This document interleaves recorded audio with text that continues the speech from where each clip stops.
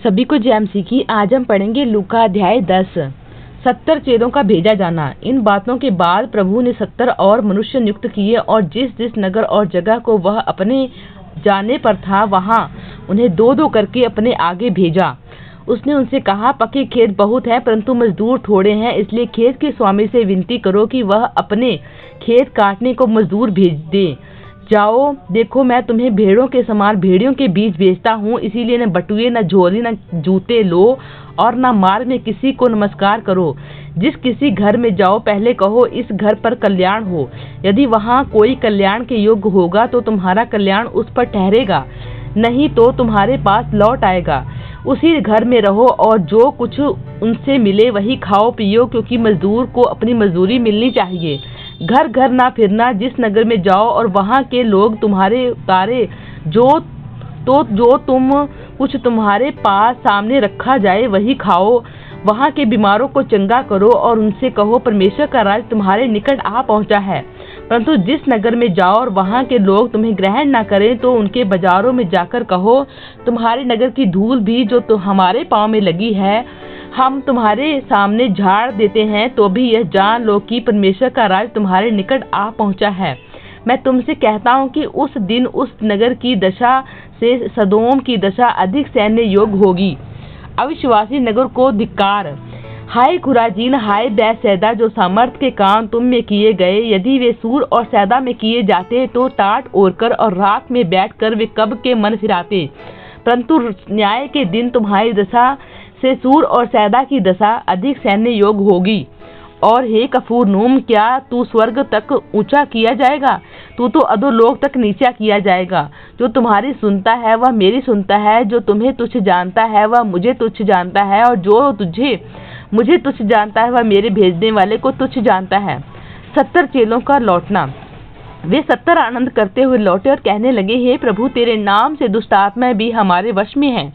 उनसे कहा, मैं शैतान को बिजली के समान स्वर्ग से गिरा हुआ देख रहा था। देखो, मैंने तुम्हें सांपों और बिच्छुओं को रौंदने और शत्रु की सारी सामर्थ्य पर अधिकार दिया, और किसी वस्तु से तुम्हें हानि न होगी।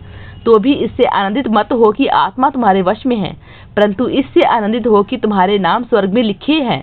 यीशु का आनंदित होना। उसी घड़ी वह पवित्र आत्मा में होकर आनंद से भर गया और कहा, हे पिता, स्वर्ग और पृथ्वी प्रभु, मैं तेरा धन्यवाद करता हूँ कि तूने इन बातों को ज्ञानियों और समझदारों से छिपा रखा और बालकों पर प्रकट किया। हाँ हे पिता, क्योंकि तुझे यही अच्छा है। मेरे पिता ने मुझे सब कुछ सौंप दिया और कोई नहीं जानता कि पुत्र कौन है, केवल पिता, और पिता कौन है यह भी कोई नहीं जानता, केवल पुत्र, और वह जिस पर पुत्र उसे प्रकट करना चाहे। तब 70 चेलों की ओर मुड़कर अकेले में कहा, धन्य है वे आंखें जो ये बातें जो तुम देखते हो देखती हैं, क्योंकि मैं तुमसे कहता हूँ कि बहुत से भविष्यवक्ताओं और राजाओं ने चाहा कि जो बातें तुम देखते हो देखने पर भी देखी, और जो बातें तुम सुनते हो सुने पर भी ना सुनी। दयालु सामरी का दृष्टांत। और देखो, एक व्यवस्थापक उठा और यह कहकर उसकी परीक्षा करने लगा, हे गुरु, अनंत जीवन का वारिस होने के लिए मैं क्या करूँ?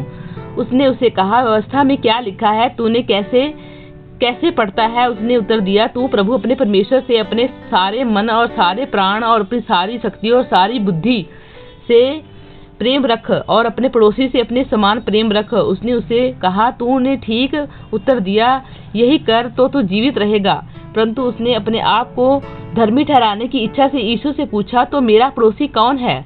यीशु ने उत्तर दिया, एक मनुष्य यरूशलेम से यरीहो को जा रहा था और डाकुओं ने घेरकर उसके कपड़े उतार दिए और मार पीट कर उसे अधमरा छोड़कर चले गए। और ऐसा हुआ कि उसी मार्ग से एक याचक जा रहा था, परंतु उसे देख के कतराकर चला गया। इसी रीति से एक लेवी उस जगह से आया, वह भी उसे देख कर कतराकर चला गया। परंतु एक सामरी यात्री वहां आ निकला और उसे देखकर तरस खाया। उसने उसके पास आकर उसके घावों पर तेल और दाखरस डालकर पट्टियां बांधी और अपनी सवारी पर चढ़ाकर सराय में ले गया और उसकी सेवा टहल की।